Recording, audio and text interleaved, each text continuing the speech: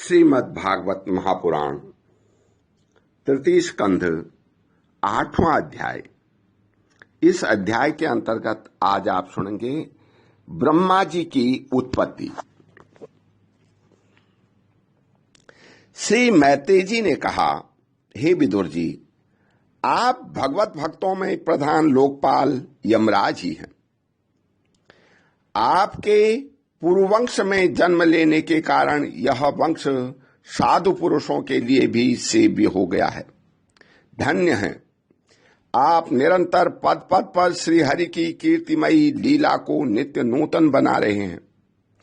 अब मैं शूद्र विषय सुख की कामना से महान दुख को मोल लेने वाले पुरुषों की दुख निवृत्ति के लिए श्रीमद् भागवत पुराण प्रारंभ करता हूं, जिसे स्वयं श्री संकर्षण भगवान ने सनकादि ऋषियों को सुनाया था। अखंड ज्ञान संपन्न आदिदेव भगवान संकर्षण पाताल लोक में विराजमान थे। सनत कुमार आदि ऋषियों ने उनसे परम पुरुषोत्तम ब्रह्म का तत्व जानने के लिए उनसे प्रश्न किया। उस समय शेष जी अपने आश्रय स्वरूप उन परमात्मा की मानसिक पूजा कर रहे थे, जिनका वेद वासुदेव के नाम से निरूपण करते हैं। उनके कमल को सरीखे नेत्र बंद थे। प्रश्न करने पर सनकादि कुमार ज्ञानी जनों के आनंद के लिए उन्होंने अध खुले नेत्रों से देखा। सनत कुमार आदि ऋषियों ने मंदाकिनी के जल से भीगे अपने जटा समूह से अपने चरणों की चौकी के रूप में स्थित कमल का स्पर्श किया, जिसकी नागराज कुमारियां अभिलषित वर की प्राप्ति के लिए प्रेम पूर्वक अनेकों उपहार सामग्रियों से पूजा करती हैं। सनत कुमार आदि उनकी लीला के मर्मज्ञ हैं। उन्होंने बार बार प्रेम गदगद वाणी से उनकी लीला का गान किया। उस समय शेष भगवान ने के उठे हुए सहस्त्रों फन किरीटों की सहस्त्र सहस्त्र श्रेष्ठ मणियों की छलकती हुई राशियों से जगमगा रहे थे। भगवान संकर्षण ने निवृत्तिपरायण सनत कुमार जी को यह भागवत सुनाया था, ऐसा प्रसिद्ध है। सनत कुमार जी ने फिर इसे परम व्रतशील सांख्यायन मुनि को उनके प्रश्न करने पर सुनाया। परम हंसों में प्रधान श्री सांख्यायन जी को जब भगवान की विभूतियों का वर्णन करने की इच्छा हुई, तब उन्होंने उसे अपने अनुगत शिष्य हमारे गुरु श्री पराशर जी को और बृहस्पति जी को सुनाया। इसके पश्चात परम दयालु पराशर जी ने पुलस्त मुनि के कहने से वह आदि पुराण मुझसे कहा। हे वत्स, श्रद्धालु और श्रद्धा अनुगत देखकर अब वही पुराण मैं तुम्हें सुनाता हूं। सृष्टि के पूर्व यह संपूर्ण विश्व जल में डूबा हुआ था। उस समय एकमात्र श्री नारायण देव से सैया पर पौड़े हुए थे। वे अपनी ज्ञान शक्ति को अक्षुण्ण रखते हुए ही योग निद्रा का आश्रय ले अपने नेत्र मूंदे हुए थे। शिष्ट कर्म के अवकाश लेकर आत्मानंद में मग्न थे। उनमें किसी भी क्रिया का उन्मेष नहीं था। जिस प्रकार अग्नि अपनी दाहिका आदि शक्तियों को छुपाते हुए काष्ठ में व्याप्त रहता है, उसी प्रकार श्री भगवान ने संपूर्ण प्राणियों के सूक्ष्म शरीरों को अपने शरीर में लीन करके अपने आधारभूत उस जल में शयन किया। उन्हें सृष्टि काल आने पर पुनः जगाने के लिए केवल काल शक्ति को जागृत रखा। इस प्रकार अपनी स्वरूप भूता चिच्छद्दि के साथ 1 सहस्त्र चतुर्युग पर्यंत जल में शयन करने के अनंतर जब उन्हीं के द्वारा नियुक्त उनकी काल शक्ति ने उन्हें जीवों के कर्मों की प्रवृत्ति के लिए प्रेरित किया, तब उन्होंने अपने शरीर में लीन हुए अनंत लोक देखे।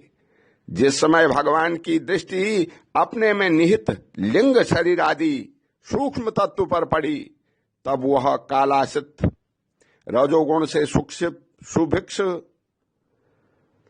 होकर के सृष्टि रचना के लिए उनके नाभि देश में बाहर निकला। कर्म शक्ति को जागृत करने वाले काल के द्वारा विष्णु भगवान की नाभि से प्रकट हुआ वह सूक्ष्म तत्व कमल कोश के रूप में सहसा ऊपर उठा और उसने सूर्य के समान अपने तेज से उस अपार जल राशि को दैदीप्यमान कर दिया। संपूर्ण गुणों को प्रकाशित करने वाले उस सर्वलोकमय कमल में वे विष्णु भगवान ही अंतर्यामी रूप से प्रविष्ट हो गए। तब उनमें से बिना पढ़ाए ही स्वयं संपूर्ण वेदों को जानने वाले साक्षात वेद मूर्ति श्री ब्रह्मा जी प्रकट हुए। उन्हें लोग स्वयंभू कहते हैं। उस कमल की कर्णिका गद्दी में बैठे हुए ब्रह्मा जी को जब कोई लोक दिखाई नहीं दिया, तब वे आंखें फाड़कर आकाश में चारों ओर गर्दन घुमाकर देखने लगे। इससे उनके चारों दिशाओं में चार मुख हो गए। उस समय प्रलयकालीन पवन के थपेड़ों से छलकती हुई जल की तरंग मालाओं के कारण उन जल राशि से ऊपर उठे हुए कमल पर विराजमान आदिदेव ब्रह्मा जी को अपना तथा उस लोक तत्व रूप कमल का कुछ भी रहस्य न जान पड़ा। वे सोचने लगे, इस कमल की कर्णिका पर बैठा हुआ मैं कौन हूं? यह कमल भी बिना किसी अन्य आधार के जल में कहां से उत्पन्न हो गया? इसके लिए अवश्य कोई ऐसी वस्तु होनी चाहिए जिसके आधार पर वह स्थित है। ऐसा सोच करके वे उस कमल की नाल के सूक्ष्म छिद्रों में होकर के उस जल में घुसे, किंतु उस नाल के आधार को खोजते खोजते नाभिदेश के समीप पहुंच जाने पर भी वे उसे पा न सके। हे विदुर जी, उस अपार अंधकार में अपने उत्पत्ति स्थान को खोजते खोजते ब्रह्मा जी को बहुत काल बीत गया। यह काल ही भगवान का चक्र है जो प्राणियों को भयभीत करता हुआ उनकी आयु को क्षीण करता रहता है। अंत में विफल मनोरथ हो वे वहां से लौट आए और पुनः अपने आधारभूत कमल पर बैठ करके धीरे धीरे प्राणवायु को जीतकर चित्त को संकल्प किया और समाधि में स्थित हो गए। इस प्रकार पुरुष की पूर्ण आयु के बराबर काल तक अर्थात दिव्य 100 वर्ष तक अच्छी तरह योगाभ्यास करने पर ब्रह्मा जी को ज्ञान प्राप्त हुआ। तब उन्होंने अपने उस अधिष्ठान को, जिसे वे पहले खोजने पर भी नहीं देख पाए थे, अपने ही अंतःकरण में प्रकाशित होते देखा। उन्होंने देखा कि उस प्रलयकालीन जल में शेष जी के कमल नाल सदृश गौर और विशाल विग्रह की सैया पर पुरुषोत्तम भगवान अकेले ही लेटे हुए हैं। शेष जी के 10,000 फण छत्र के समान फैले हुए हैं। उनके मस्तकों पर किरीट शोभायमान है। उनमें जो मणियां जड़ी हुई हैं, उनकी क्रांति से चारों ओर का अंधकार दूर हो गया है। वे अपने श्याम शरीर की आभा से मकरत मणि के पर्वत की शोभा को लज्जित कर रहे हैं। उनकी कमर पर पीठ पट पर्वत के प्रांत देश में छाए हुए सायंकाल के पीले पीले चमकीले मेघों की आभा को मलिन कर रहा है। सिर पर सुशोभित स्वर्ण मकुट स्वर्णमय शिखरों का मान मर्दन कर रहा है। उनकी बनमाला पर्वत के रज, जल प्रपात, औषधि और पुष्पों की शोभा को परास्त कर रही है तथा उनके भुजदंड वेणुदंड का और चरण वृक्षों का तिरस्कार करते हैं। उनका यह श्री विग्रह अपने परिणाम से लंबाई चौड़ाई में त्रिलोकी का संग्रह किए हुए है।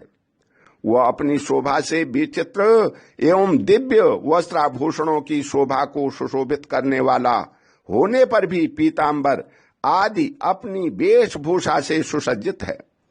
अपनी अपनी अभिलाषा की पूर्ति के लिए भिन्न भिन्न मार्गों से पूजा करने वाले भक्त जनों को कृपापूर्वक अपने भक्त वाच्छा कल्पतरु चरण कमलों का दर्शन दे रहे हैं, जिनके सुंदर अंगुली दल नक्ष चंद्र की चंद्रिका से अलग अलग स्पष्ट चमकते रहते हैं।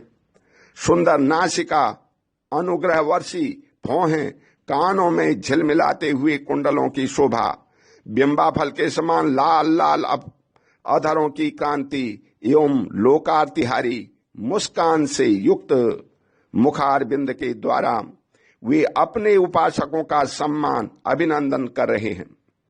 हे वत्स, उनके नितंब देश में कदम्ब कुसुम की केसर के समान पीत वस्त्र और स्वर्णमयी मेखला सुशोभित है तथा वक्षस्थल में अमूल्य हार और सुनहरी रेखा वाली श्री वत्स चिन्ह की अपूर्व शोभा हो रही है। वे अव्यक्त मूल चंदन वृक्ष के समान हैं। महामूल्य केयूर और उत्तम उत्तम मणियों से सुशोभित उनके विशाल भुजदंड ही मानो उनकी सहस्त्रों शाखाएं हैं, और चंदन के वृक्षों में जैसे बड़े बड़े सांप लिपटे रहते हैं, उसी प्रकार उनके कंधों को शेष जी के फणों ने लपेट रखा है। वे नागराज अनंत के बंधु श्री नारायण ऐसे जान पड़ते हैं मानो कोई जल से घिरे हुए पर्वतराज ही हों।